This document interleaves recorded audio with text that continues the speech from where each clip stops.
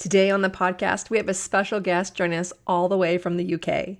Adele Wimsett is a women's health practitioner and cyclical living guide. Having co-authored the book Essential Feminine Wisdom, she is passionate about educating women on how to harness the power of their cyclical nature. From menarche to menopause, Adele bridges the woo and the science, supporting women to balance their hormones naturally. Adele specializes within the women's health arena, offering support to ADHD women to understand how their hormones affect their traits. Adele runs an international online clinic for all women and an in-person menopause clinic with a doctor in Marlow. And in today's conversation, Adele and I are going to dive into women's hormones and the link with ADHD. In this conversation, I really did learn and realize how many women are struggling with this condition and have no idea. This is not something that is talked about, and it's definitely not something that most women know that may be impacting them and their hormonal health. Welcome back. I am so excited that you have joined me again in the Aligned Womb, Aligned You podcast. I'm Kate Nagai, and I am your host and womb guide on this journey. I'm here to help you to lean into the language of your menstrual cycle so that you can align yourself and awaken and activate to your womb wisdom to live the most inspired life. I am so excited to jump into this episode and to dive into today's topic. So let's get started. Welcome, Adele. I am so excited to have you on the podcast. And I'm really excited to dive in this conversation because if I'm being completely honest, I don't know much about this area at all. It's not something that I struggle with, but I was introduced to it, the idea or this idea that women come across this issue, usually in menopause, that they're diagnosed. And so today's conversation, we're going to dive into ADHD and hormones and how this is impacting women. Because like I just said, a lot of women aren't diagnosed till later in life. Yeah. Yeah. So how did you fall into the world of ADHD and hormones? Because I'm sure this isn't like, hey, I'm going to grow up and I'm going to teach I women was about ADHD. I wasn't with my career coach at school thinking that this is what I was going to end up doing. It was all been very organic, as often these kind of things are. But my previous life, now obviously I work with women's hormones. That's my job, and I work with all women around a lot of hormone issues. But what I've fallen into quite organically, largely because of my own experience, which is what we see so much in this work, right? When your pain kind of becomes your passion.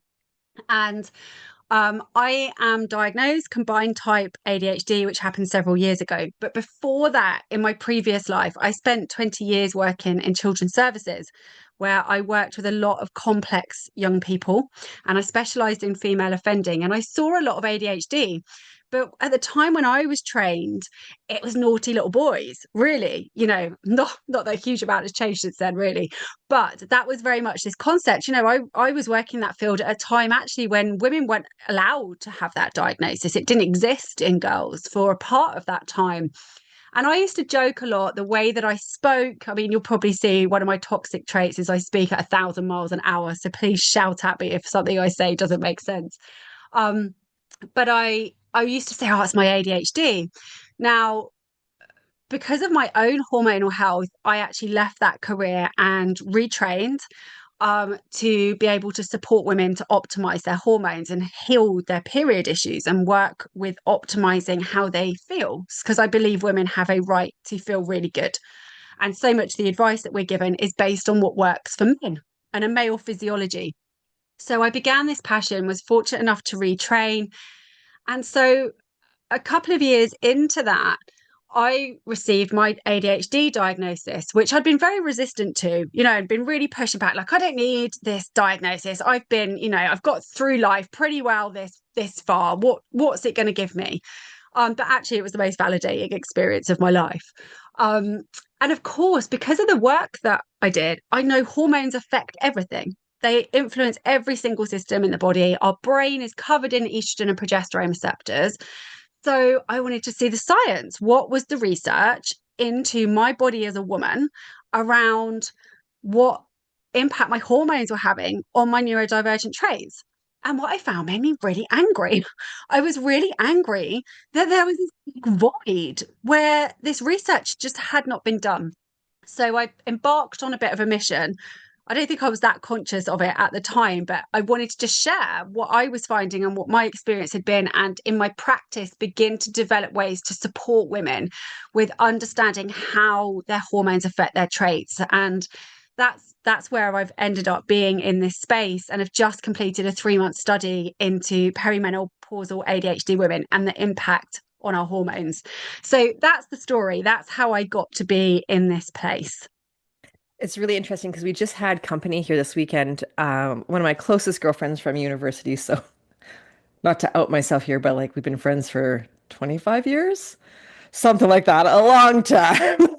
But she's a child psychologist, and we were talking about ADHD because there are so many. I have two daughters and I have a son, and there are so many little boys in our world that are diagnosed with ADHD. Three of my nephews are diagnosed out of four, and my son has a few friends that have been diagnosed.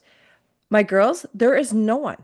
Like, I don't have any nieces that are diagnosed with it. I don't have any, none of my daughter's friends have been diagnosed with it.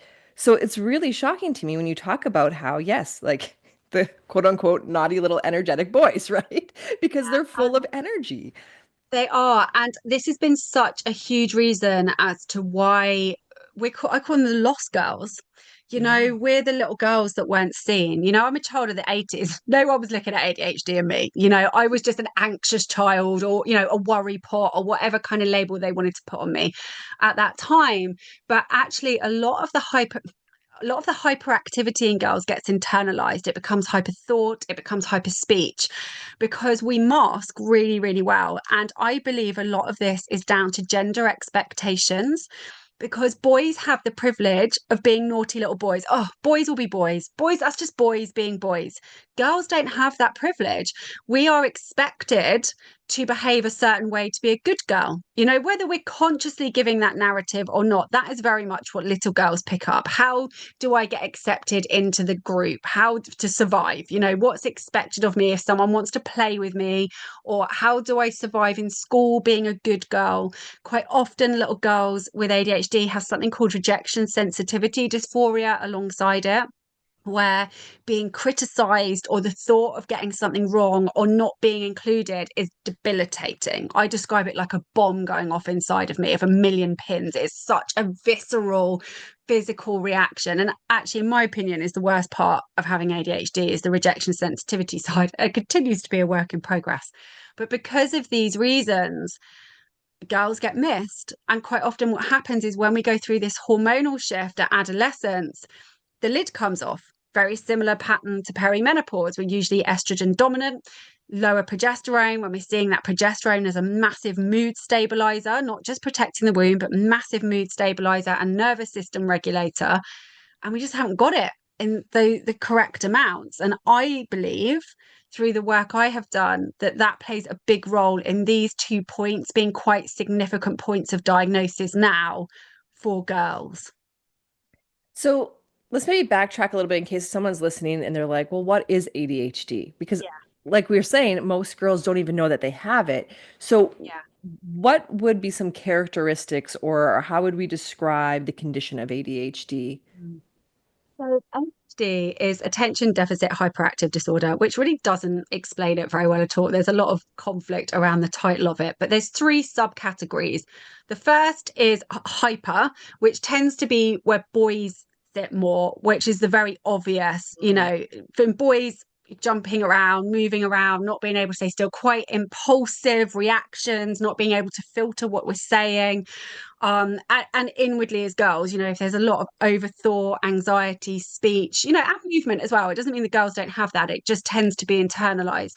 So that's when it's pure hyperactive.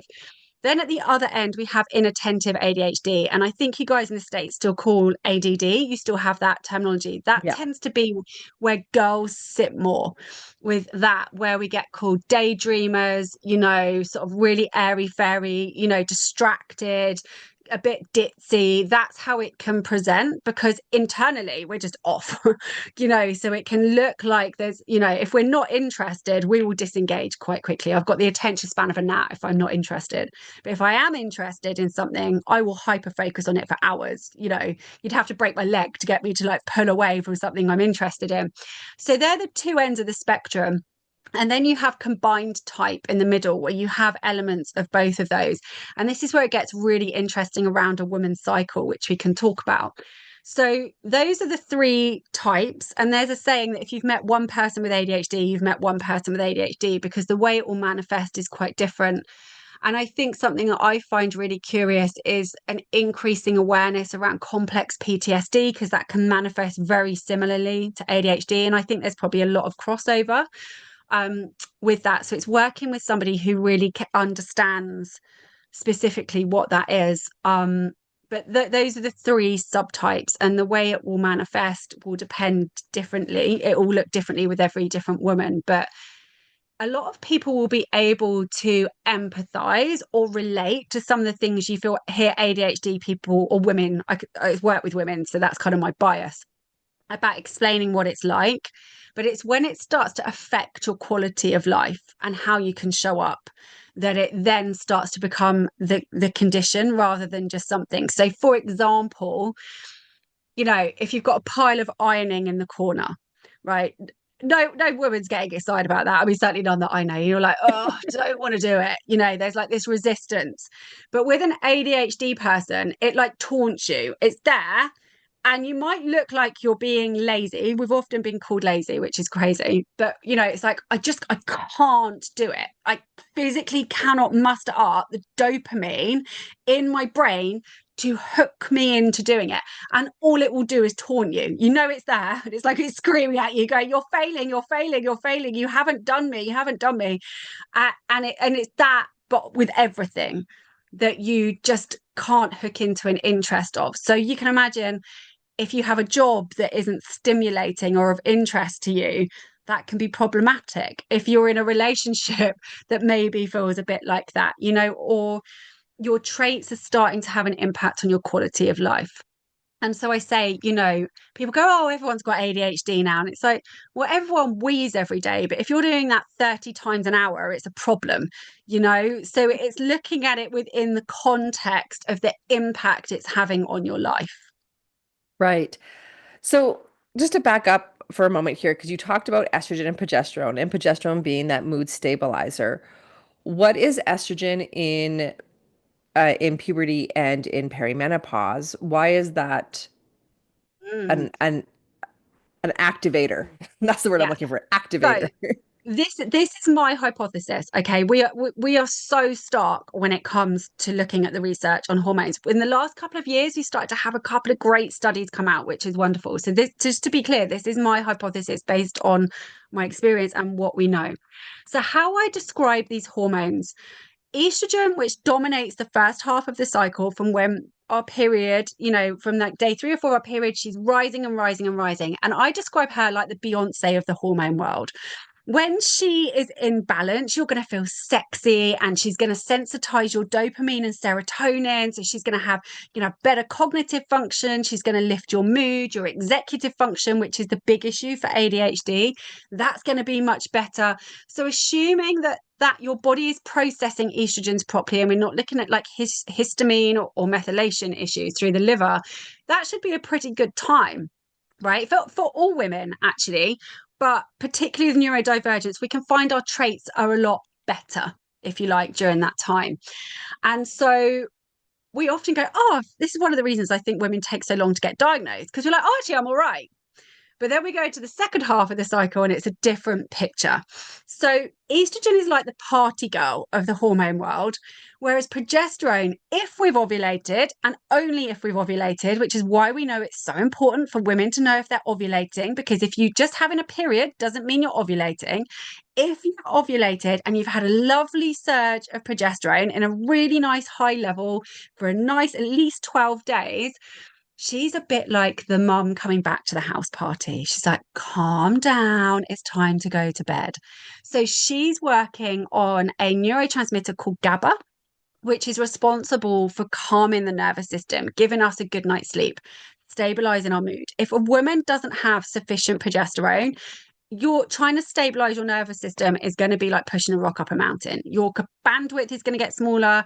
You're going to feel much more overwhelmed and inner scratchiness, maybe not sleeping so good. Like this is progesterone deficiency, right? So it's really important just to set that context of these two hormones. And ADHD women will also have an impact on their medication if they're medicated. Estrogen tends to make it work better. Progesterone tends to dull it down. So you think your meds have just stopped working, and no one really knows what to do about it because it's also new on women, and lab rats tend to be male. So the medication has evolved, being tested on a male physiology. So we've got this dance throughout the month. And what happens then is in these first, the life phases of a woman are so important, right? Just as the phases of the cycle. So when we don't establish our regular healthy patterns of ovulation until our early 20s, which is where it is just ridiculous that we're putting teens on the pill to regulate their cycle. Okay, it's not meant to be regulated at that point. It's trying to establish its own rhythm.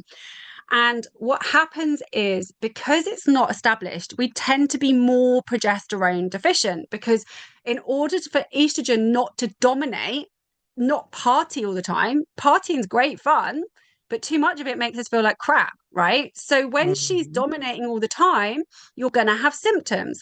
And just because estrogen is dominating doesn't mean it's too much. Most estrogen dominance, in my experience, is due to progesterone deficiency. So if we're seeing like crampy periods, heavier periods, PMS, sore breasts, this real moody mood dysregulation, a lot of things that we associate with adolescence, right? And going through that time.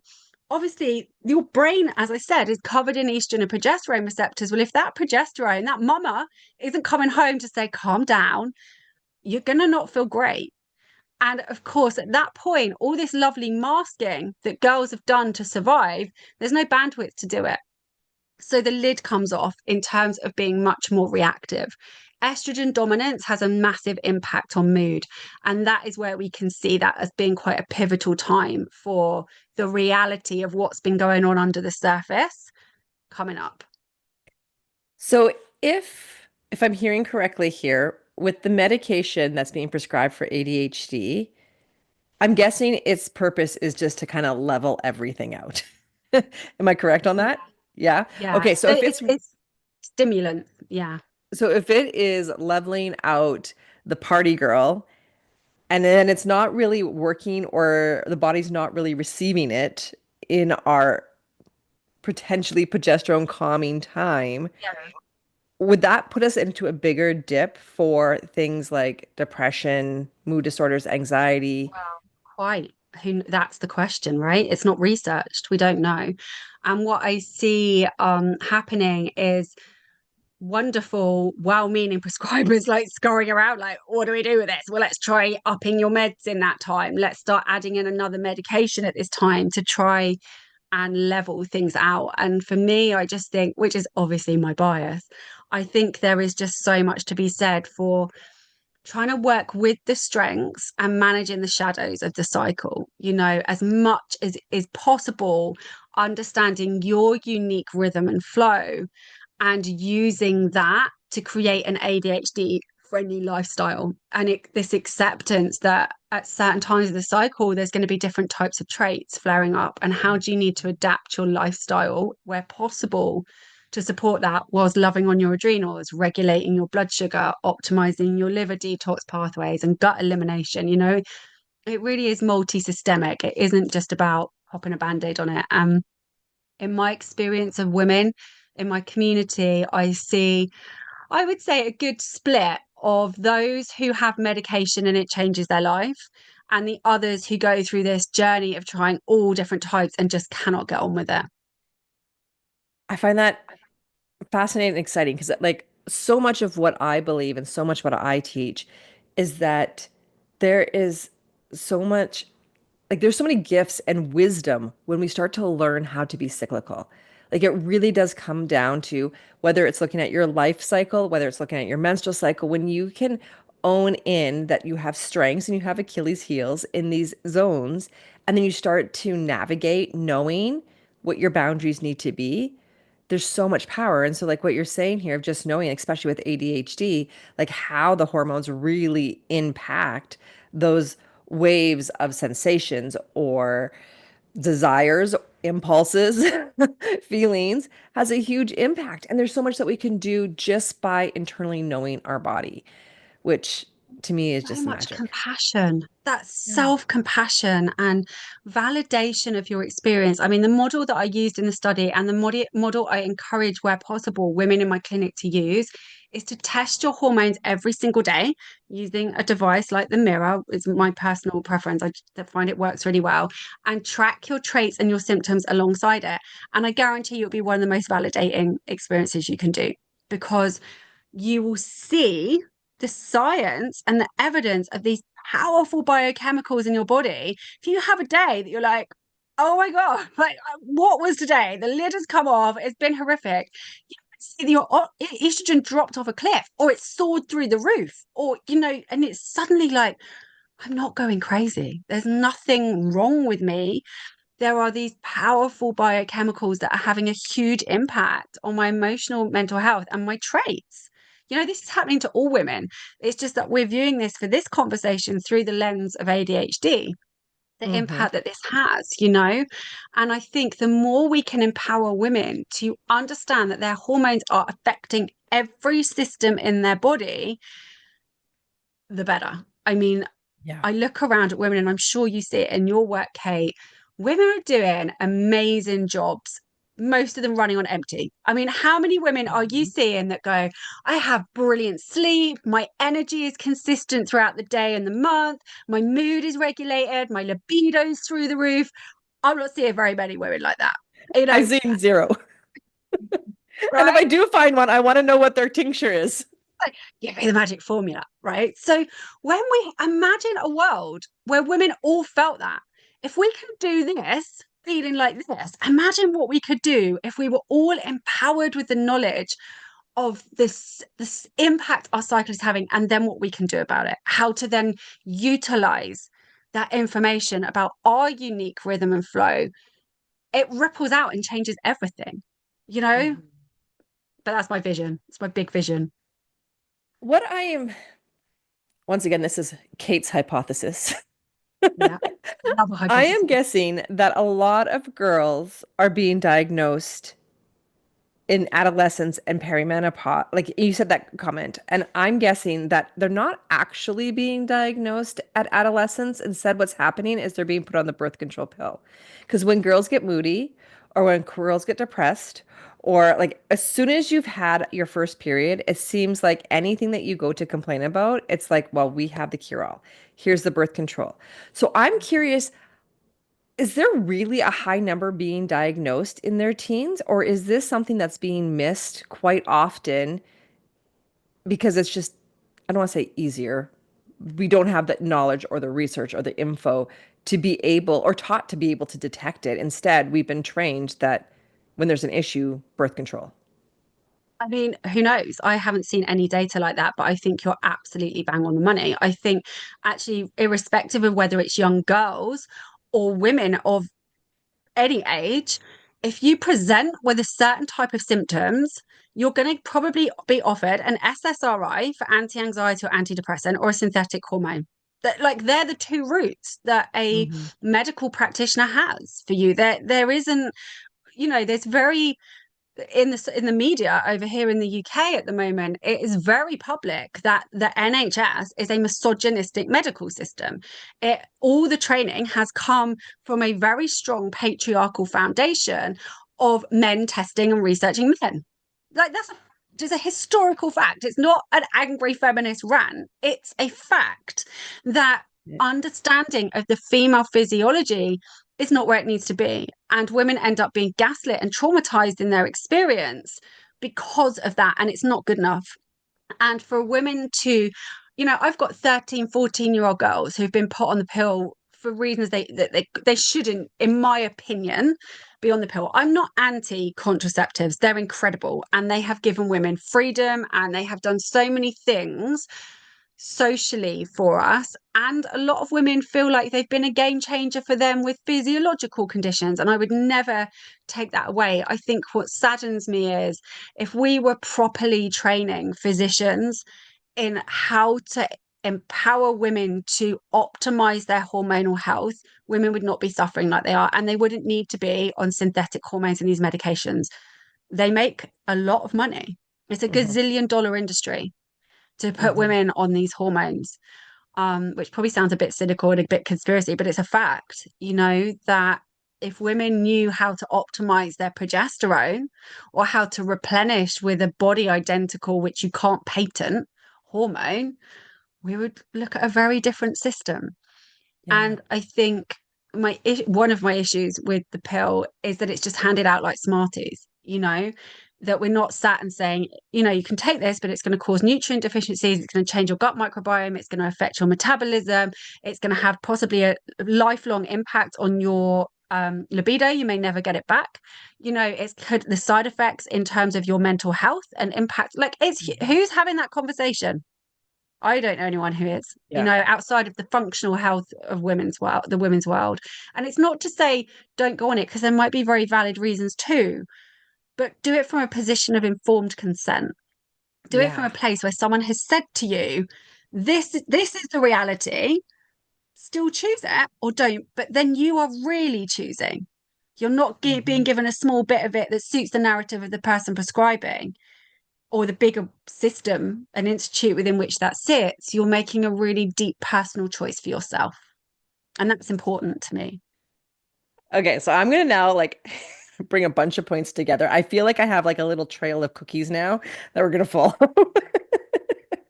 So, ADHD, we know it can be a sense of anxiety. We can know that it can be over hyperactivity. It can be all these different things. We know that mood impacts it, or that it impacts mood, sorry, in the second half of our cycle. So, my next question leading up to this then is, are we seeing a link between ADHD, PMDD, and perimenopause and how we're being 100%. diagnosed? Yeah, Because how absolutely. I'm seeing it is when we get into perimenopause, it's usually we're high achieving women now. Like we are in careers, we've got a family, we've decided that we're taking over financial control of the bank accounts. Like we're Yeah. Oh, micromanaging everything because it's like yeah. we can do it best. And Yeah. like, let's be honest, I love my husband, but he's like, you want to do something? Here you go. Like he never fights me for any chores. That to-do list. Yeah, there's I no arm I'm wrestling. with you. I'm away next weekend and I asked my husband if he would go and pick up my new NutriBullet. You'd have thought I'd ask him to saw his leg off. It was like, oh, don't leave your to-do list, we're going away. That is not a to-do list, my friend. That's one thing. Exactly. So I have this what I'm kind of picking up here is that what you see like kind of like in the naughty boys, we see in perimenopause women who are going a mile a minute. Like they're hustling through life, they're burning out, and they're cranky. And the first thing we're like is, oh, she's in menopause, right? Like I bet you like she's in that transition because she's cranky as Yeah. F. When in Yeah. fact, I think this is everything coming ahead. And if there is issues at PMDD, which is often misdiagnosed as well, Yeah. it's not caught. I can just see like a tornado of not goodness. Yeah, that is being very, very tactful in how you're saying it. These are the women I work with, right? Firstly, PMDD is 10 times more prevalent in the ADHD community than the neurotypical community. And quite often, women have spent a lifetime gaslighting their experiences and going, oh, I get a bit of PMS. No, no, no. It's severe. Okay.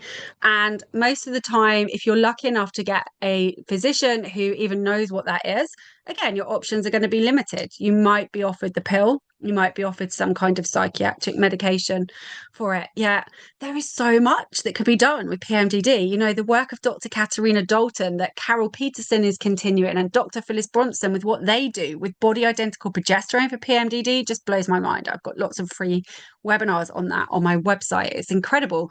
But there's also lots we can do from a lifestyle perspective. And you're absolutely right, because one of the hormonal patterns that I see clinically with PMDD is estrogen dominance. And so if we've got neurodivergence, particularly if it's been undiagnosed and women have been coping, their strategies, whether conscious or unconscious, have already really worked. And then progesterone drops off a cliff because we're just not ovulating anymore. And unlike our ancestors, whose lovely, healthy adrenals would have taken over production of estrogen and progesterone at that time, ours are screwed. So our adrenals are like, forget it. I'm barely staying on top of my cortisol production. I'm not taking over estrogen and progesterone as well. And so we crash land into perimenopause without the support of these beautiful hormones to just hold us through it. And as you've said, Kate, we are the generation of women who were sold a lie. We were told we could have the education, we could have the career. No one took any other responsibility off of us at a time where research shows we are the most chronically stressed generation of women that has existed. We are operating on a 24/7 pinging and dinging lifestyle. My lovely granny, her lifestyle, she got up, she took the walked the children to school, walked back, prepared the dinner, might have done a bit of sewing, spoke to Hilda over the hedge and maybe had a cup of tea. The house phone might have rung once a week, all home cooked food, grew some of her own vegetables. Like, she was not being harassed constantly with, I would get off here of my phone and probably have 20 WhatsApp messages, DMs, and the connection's wonderful, but our nervous systems are like, is this for real? And we're wondering why we crash landing into perimenopause. We're knackered, Yeah. and this is the norm. And if we look from an evolutionary theory perspective, it wasn't that long ago we were living in tribes, right? And if as women we were lucky enough to have lived this long, because childbirth would have probably wiped most of us out at times, we would have got there. But our role within that culture would have, the tribe would have changed to meet our physiology. So whilst we've got this high estrogen, which is our yes hormone, it's our people pleaser hormone, it's our energy active, we can do this stuff. As that drops off, our physiology and our it changes, and our feminine values shift. We're great at having, we would have been used for our wisdom. We would have been space holders. We would have been much more intuitive and inward and reflective, maybe even psychic. All of these different abilities that are much more, and aspects of the feminine that would have been revered and valued at that time. That's what we'd have been used for, right? But now our physiology in the world we're in, we're still expected to operate like we did in our 20s and 30s, probably at the peak of our career, owning our own businesses, the sandwich generation where we're supporting elderly parents and children because we all thought it was a great idea to have kids later in life. All of these things that we're trying to manage within that. And then we're like, I don't know why I don't feel good. Yeah. We're not meant to live like this. Well, and lack of community. I think that's a huge part of Massive. where women are suffering so much is that, and I believe that it was Stasha Washburn that had said this, that, women, our health is so linked to our link of community. And so if we don't have community, we suffer. And We do. we don't have community these days. Childbirth. How many women go home on their own with a newborn baby and just sit in a house like, what has just happened to me? Like, what is going on? And after the initial influx of baby grow gifts, everyone like got then like, oh my gosh, where are the aunties? Where's the community there? Our nervous system as women is wired to tend and befriend, to regulate us, to have that heart connection, to be held, to be seen, to be supported. How many women feel like that? I've been blessed to raise my children in a tribe. I'm married, but in the community, I Hmm. have a circle of women with children of similar ages. And I have been so blessed to have that because it happened by, totally coincidentally with how it was. And it's like, oh my gosh, the power that has had. And so many women don't have that. We're expected to be okay on our own. And if we say we need help, that we're failing and we're weak. And that's causing us problems. Yeah. Yeah. It's really interesting because I'm on the board of directors for an organization called the Menopause Mission. And the founder, she created this organization because she went into perimenopause at 42 because of adrenal fatigue. And Yeah, when she went into adrenal fatigue and went into instant menopause, like the transition was quite yeah, quick, she was horrific. then Yeah. diagnosed with ADHD. Oh, I feel like we need to be friends. So I think it's just crazy when you look at like adrenal fatigue. Like this is something that has to be, this is something, right? Like I don't know how many times I read somewhere or hear somewhere that adrenal fatigue isn't an actual diagnosis. Part of me is like, Oh, people, listen. do you have a Yeah. vagina, first of all? Because if Yeah. you do, First you of all, probably know David, what talk adrenal to me. fatigue is. Yeah, exactly. And I think, it's the same as the term estrogen dominance is not medically recognized. Okay, well, you speak to the hundreds of thousands of women who are suffering with it then, because like it's real. It's a thing and it's there. Whether you want to acknowledge it or not, it's real.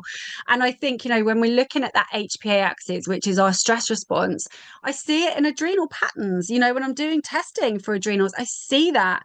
And particularly as neurodivergent women, we do this burnout boom cycle. The minute we feel good, we're like, oh, great, and we get this Mhm. inspirational idea and we're hyper focusing and our brain's waking us up at 5 o'clock, so like doing it, and then we're like, oh, I've run out of steam now, I'm so tired, button down the hatches, don't speak to anybody, hide under a blanket, and absolute paralysis, and then like, I'm okay again now, go. And that is how we've operated. And I think yes, that is definitely a pattern in the neurodivergent community, but I think a lot of women are operating on empty. If you're Mhm. waking up feeling like you're staple gunned to the bed, getting up relying on caffeine on an empty stomach to get you up and get you stimulated, you're having carb cravings, you're getting to 3 o'clock in the afternoon, you feel like you've hit a wall of fatigue, you're then powering through into the evening, living off your kids' crusts of dinner, and then you're wired and can't go to sleep even though you're exhausted, right? And then until you repeat again, that is a depleted metabolism. Your adrenals are going to be exhausted, your blood sugar regulation is going to be all over the place, and you are going to struggle to feel good.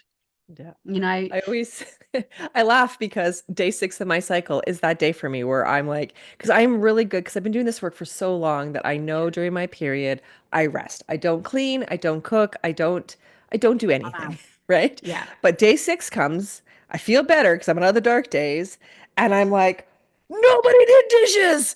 Where's all the socks? Like, and so I always describe it as like me entering my follicular phase is kind of like, because I'm in Canada and we have cold winters, like cold, cold winters. And I always say, like, the first day of spring here, like for us, the first day of spring is when we look outside and the sun is all of a sudden shining first thing in the morning at 8 a.m.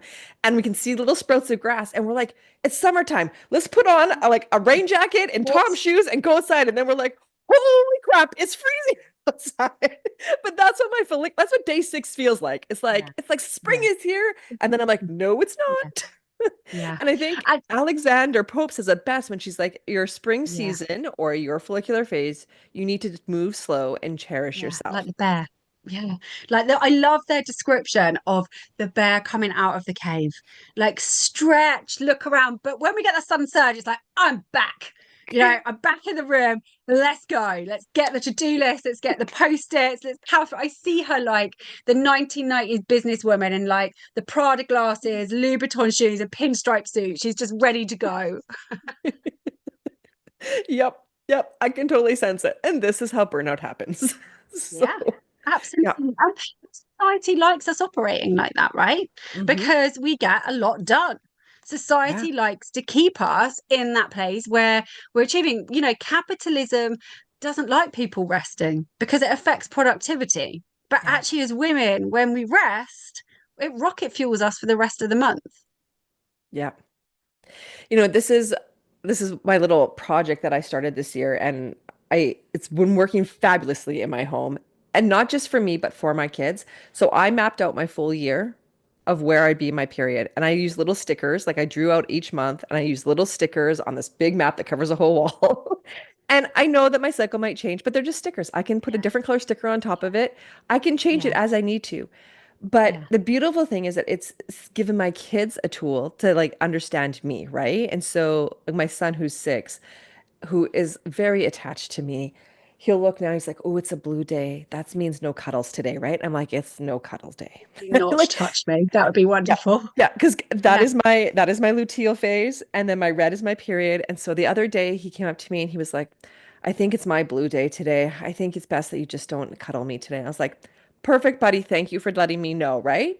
But like Perfect. this is it. And I think like this is what I want to teach women, especially when it comes to being burnt out and stressed Mm. and changing the dialogue in the society, is that when we start living in alignment with our energy, we teach those below us what that's like and give them permission, right? And so my son, he always says that he Absolutely. wants to have a uterus. I don't think he really understands it, but he does get that I get to be different people, so he can give you different people and he can ask for that. His permission. And I mean, there's so much, even in that, firstly, like massive high five for giving that knowledge to his future wife if he goes down that I route, know. or the women Best in his life. I mother-in-law. mean, incredible. Yeah, literally the best. And, another strategy that I use at home is I have a red heart laminated on my fridge that when I'm in that late luteal phase and on my period, it gets turned over. Just so that everyone goes to the fridge, right? Everyone in the house goes to the fridge, opens the door, and stares. They're like, oh, mummy's in the danger zone. My kids are a bit older now, they're like, and my husband's like, okay, I promise not to have any difficult conversations or try and touch you. I'm like, that's wonderful, thank you. And it's like having to go, everybody, I'm on my period, I'm on my, and seeing that inner eye roll that you make in the public health announcement. But these strategies are so important, right? Because we're normalizing having conversations around our periods when we Mhm. largely came from a generation that was shamed around it and it was taboo. And I believe that the way we change this is exactly as you're doing, is when one woman gives herself permission to talk about her cycle and her periods, that ripple out, that is the ripple, right? It goes out, it gives another woman. And whether I am teaching in boardrooms to CEOs or yurts talking about my womb, every time everyone wants to talk about their periods. Women are like, we want to talk about it because we've not created a safe space for women to do that. So we don't know if something's normal, if it's not normal. It delays us getting healthcare advice. We sit with symptoms that have been normalized because they're common when they're not normal. You know, there's so much that we can offer. Like, and I love that you've created a platform to share Mhm. information about this because the more women hear it, the more we normalize it. Yeah. And that's what we need to do. And I think as we start to wrap up this conversation a bit, just for anybody who's listening, we make it sound easy to rest. Adele and No, I are it's making not. it sound easy. No. But for people who are high functioning, who are addicted to the hustle, who perhaps have ADHD, this is a hard struggle and it takes time. It There is. are times that on day one I'm like, oh, but I didn't get it done. And I want to, and it's really hard to pull myself back going, but if I want to be in the best service to my family, to my health, to my mental well-being, I need just to say it's okay. And it's hard. And I think also to acknowledge that sometimes you can't. I own my own business. I have a big community in Australia. I work, like I'm talking to you, you're in Canada, I'm in the UK, Mhm. right? My Yeah. working hours, sometimes I do really, really long days that turn into long weeks in the phase of my cycle. I don't need that. Right. But that's just it. I don't have a lot of control over when some of these things that I'm speaking at or I'm attending at when they happen. So then I have to be mindful and buffer it. I have to be like, right, where else can I pull a bit back? Because in perimenopause, in this season of my life, my body is not going to support me to push and power through like I did in my 20s and my 30s. It's just not going to. It's just going to say, no, I'm not going to do it. And I'm going to get symptoms. Right. So it isn't about hiding away in a cave a few days a week, although how lovely would that be to be in your own little moon cave? Oh my But gosh. just acknowledging within the context in which you live, where can you be a bit gentler? Where can you offer yourself a little bit more kindness, but just by acknowledging that actually you haven't got the biochemicals in your body you need to show up in the way that's expected of you, and that's okay. Yeah. Yeah. So maybe as we wrap up our conversation today, can you maybe provide like your top three tips or guides that you would recommend for someone who thinks they may have ADHD or has been diagnosed to be able to move through with knowing their cycle? Does that make sense? I don't know if that's very clear. Yeah, so absolutely. I would say track your cycle first. Even so, ideally, get something like the mirror with a hormone tester. I can give you a discount code for it in case you want that. But it's the best way. In my blood tests aren't that helpful. When we're looking at something like this, it's really, really helpful to see what's actually going on. But if that is not an option for you, I would suggest tracking your hormones. I've got a simple tracker that you can download. When I'm working with women in clinic, I've got an inattentive and a hyperactive one, and we really get this picture throughout the month what is happening. Give yourself permission to understand what is happening in your body. And then when you've seen that, get 3 months worth of that, and then use that data to start to plan ahead. Like some of the ways that you said, Kate, where is that going to be a really tricky time for me? How can I mark this in my diary so that my high estrogen version of myself doesn't say yes to something that in my luteal phase is going to go, what on earth have I put that in my diary for? Just start to use that knowledge. And I think support your adrenal function in whatever way that looks right for you, and regulate your blood sugar. They're know your cycle, love your adrenals, and regulate your blood sugar. That's, I'm I curious, think, is top three. there blood sugar correlation? Like we know that blood sugar affects our hormones, our Yeah. body, our health. Yeah. But is there a specific correlation with Yeah. ADHD? Yeah. We are much more likely to have type 2 diabetes. And I think there are a number of reasons for that. But based on what I know to be true for women I work with, we have a lot more complexities around food. Not necessarily from an eating disorder perspective, but there is definitely a higher risk there. But just in terms of food can be quite boring. So it's hard to hook into doing it if you're not interested in it. It can have a lot of steps involved in making it, which just feels like a paralysis moment and you don't want to do it. We can not realize we're hungry until we're starving and then we want carby stuff. We get a dopamine hit from the sugar, so the brain can crave those kinds of things. So there's a lot of layers of complexities that I think would feed a type 2 diabetes pattern around it, and just not understanding the impacts. We're not educating people on this. So, Yeah. but there is a direct correlation in terms of risk, yes. Okay, perfect. Now, you are out of the UK. If Yeah. someone is listening to you and they're like, I need to work with this person, I need to know more, Yeah. how can people find you or reach you? Okay, so I run an international clinic. I work with women all over the world. So you can find my website, harmonizeyou.co.uk, and that's with an S, or on Instagram. I can just about get my head around Instagram. All other social media is just way beyond my technical capabilities. But if you want to kind of hang out with me on Instagram, you're very welcome to come and say hi. Perfect. Thank you so much. This has been such a great conversation. And I know that you said this, everyone can say that they see tendencies of ADHD in them. But when you were describing some of the things, it's like, wait a minute. Wait a minute, is that me? Yeah, this often happens, Kay. People talk to me, they're like, oh my God, I think this is me. Yeah, welcome to the club. But like you said, it does not affect me 30 times in an hour. So, but it just goes to show that this is how like anything when it comes to our health, we can be that big thing that we are afraid of or that it's been a label or whatever. We all have tendencies. We all have predispositions, Yeah. and that's why taking care of our hormone health and being aware of our hormones is so incredibly important. So, Yeah. thank you so much, Adele. This has been an amazing conversation. I loved having you on here, and Thank you for having me. oh, it's been such a great conversation. Friends, have you had a chance to download my new free ebook? Maybe it's not you. The Truth on PMS and How You Can Take Back Control of Your Cycle is now available. This is truly a book that I think needs to be in the hands of every woman who struggles with the second half of their menstrual cycle. So if this is you, click on the link in the show notes and download your free copy today.